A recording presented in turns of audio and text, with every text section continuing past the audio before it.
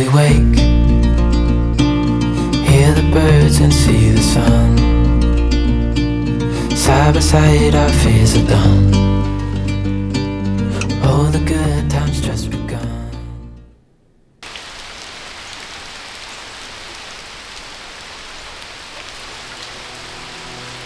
Full stop.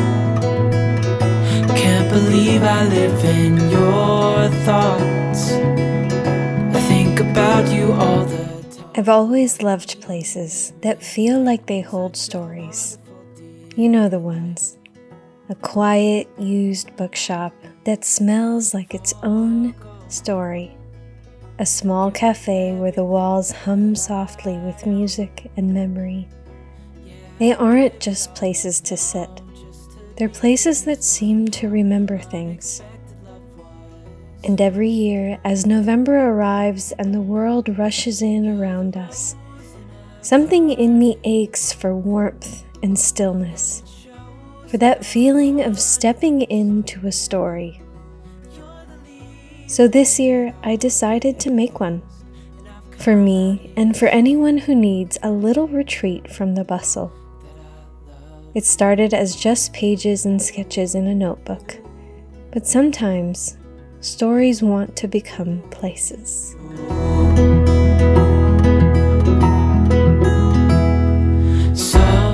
This isn't just any cafe.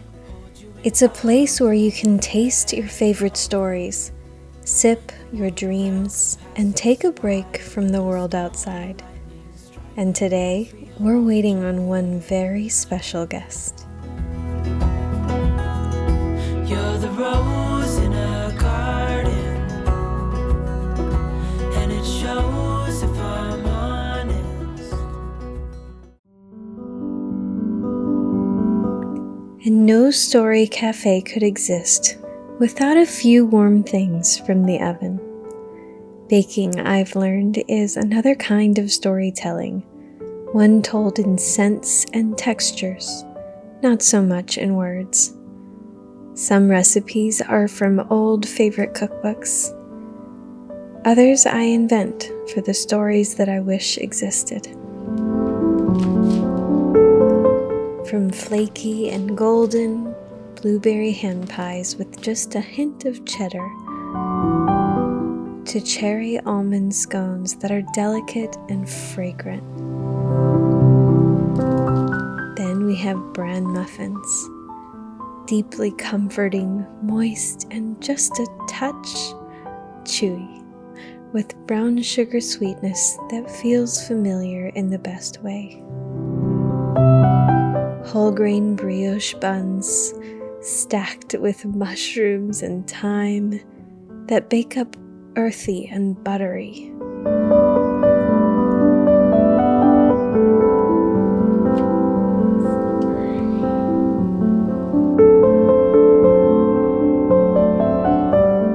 And beside them, an Almond Joy tart, layers of toasted coconut and melted chocolate with roasted almonds nestled into a silky filling.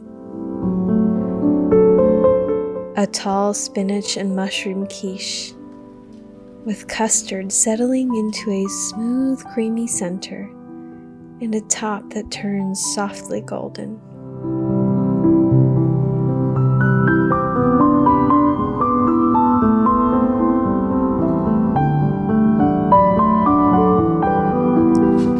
And lastly, an invisible apple cake.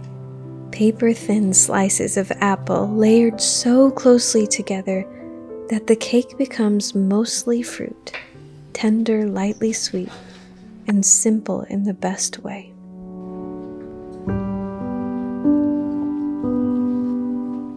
As the scent begins to fill the room, the cafe comes alive. I think our visitor is almost here.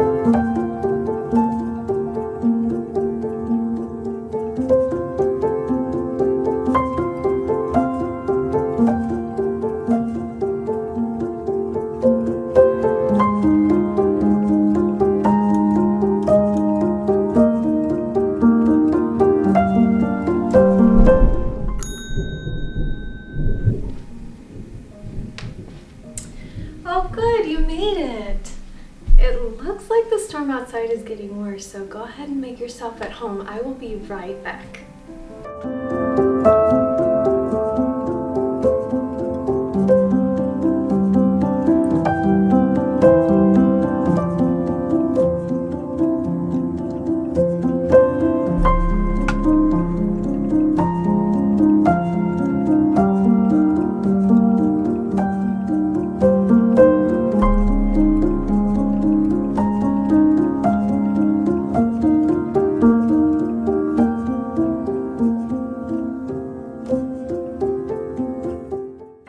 So what would you like?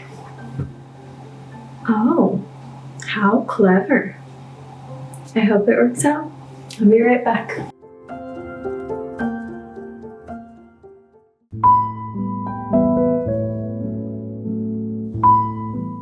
Our guest chose Sweet Blooming from the menu. We're going to prepare one of my favorite blends for them, a caramel almond black tea. This is the sort of tea you choose when you're ready to soften a little, to let your thoughts slow down, warm from the inside with a little indulgence, and receive something new.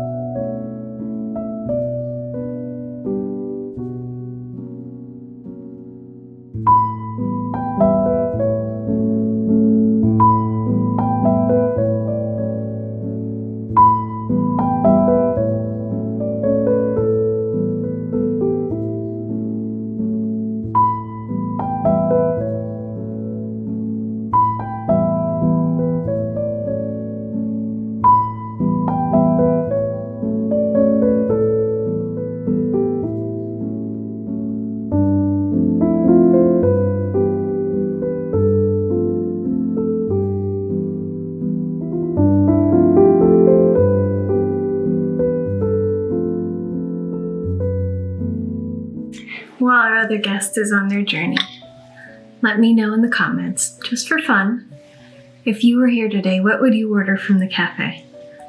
You tell me your order and I will shoot you recipes and book recommendations right back to you from the cafe.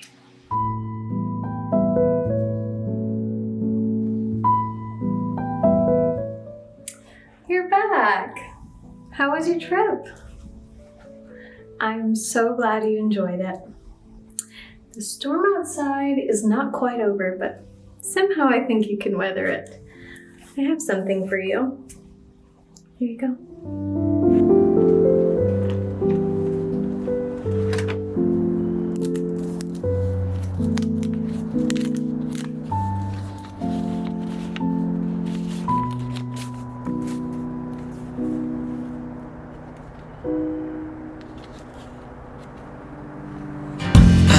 It's nothing new, but it's so good to see you.